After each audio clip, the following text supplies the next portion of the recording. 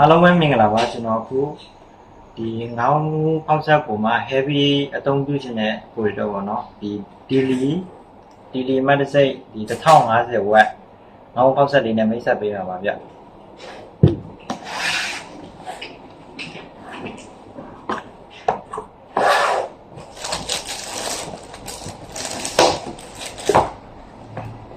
ဒီကောင်လေးကတော့သူကဒီတစ်စိတ်ပေါ့နော်1050 watt ငေါင်းဖောက်ဆက်လေးဖြစ်ပါတယ်ဗျသူကတော့ဒီလုပ်ငန်းတုံးအတွက်သုံးလို့ရအောင်လို့သူကဒီတန်ရုံနဲ့လုပ်ပေးထားပါတယ်ဗျတန်ရုံနဲ့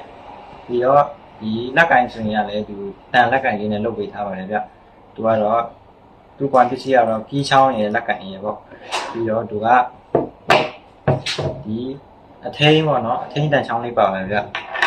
ကျွန်တော်ခုကတော့သူကဒီကောင်လေးကိုအတန်လေးတစ်ချက်ဆန်းပြပေးပါပါဗျဟောလေသူကတော့ဒီ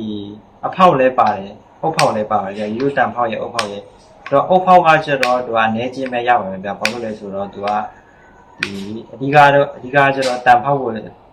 တွက်ပဲအဓိကလုပ်ပေးတာဆိုတော့ဗျကျွန်တော်ခုကတော့အတန်လေးဆန်းပြပေးပါပါဗျဒီမှာပါ